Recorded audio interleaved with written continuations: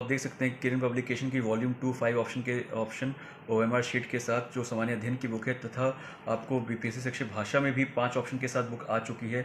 और सबसे खासियत क्या है कि कोई लिपापोती नहीं, सारे के सारे जो इस बुक में सेट्स हैं सभी के सभी फ्रेश हैं। चलिए मैं आपको दिखा देता हूँ कैसे ये फ्रेश हैं।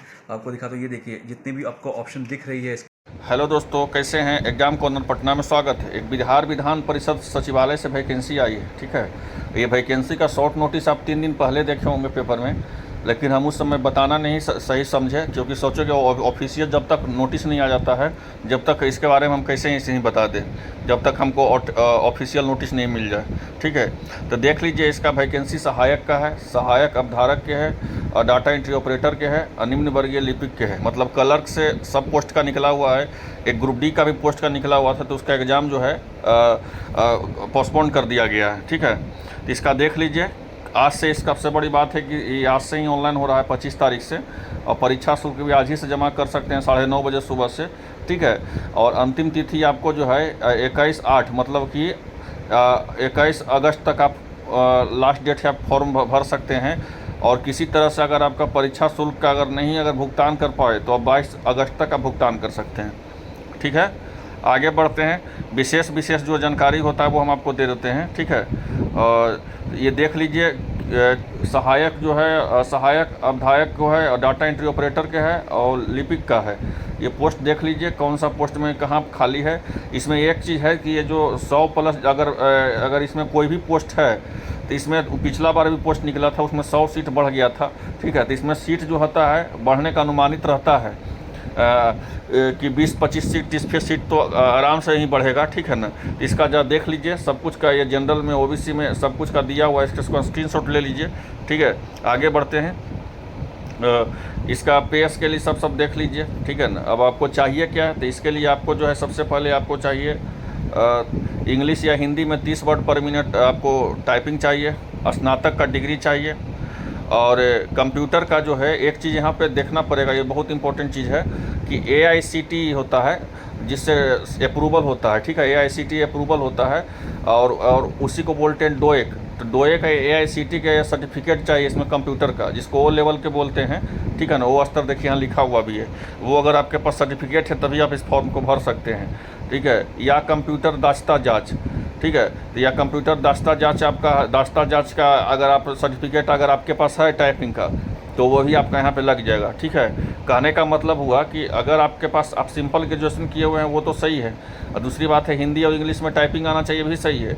और आपको कंप्यूटर का डिग्री चाहिए, वो डिग्री चाहिए AICTE अप्रूवल चाहिए, चाहे डोएक से अप्रूवल चाहिए, चाहे NIE/LIT से अप्रूवल चाहिए, ठीक है।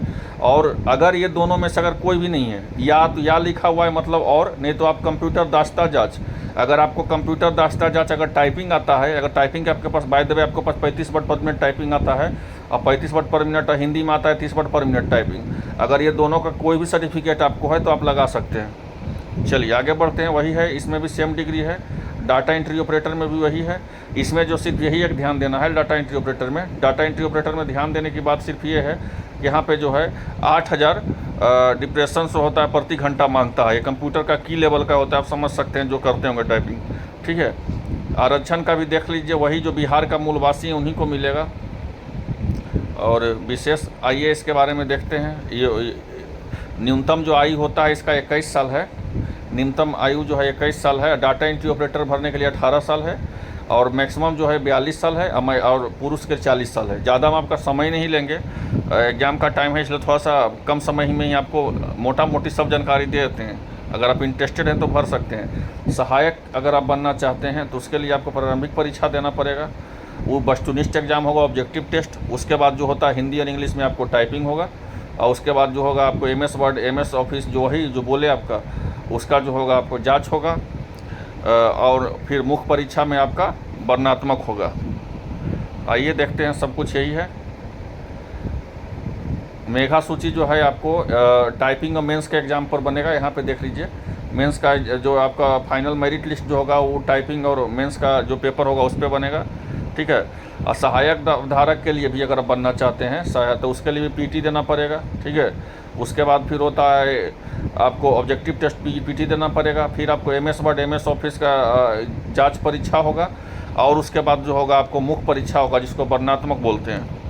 OMR पे ही एग्ज़ाम लिया जाएगा। 30% लिखा रहता है कि 30% में पास हो जाइएगा, लेकिन 30% में कोई होता नहीं है। कम सीट है तो कटअप ज़्यादा ही जाएगा। डाटा एंट्री ऑपरेटर का भी वही देख लीजिए, वही सेम हेयर है, ठीक है, 30 वर्ड पर मिनट, और वही आपको हिंदी और इंग्लिश का चाहिए। यहाँ दूसरा नंबर का ये देख लीजिए आप,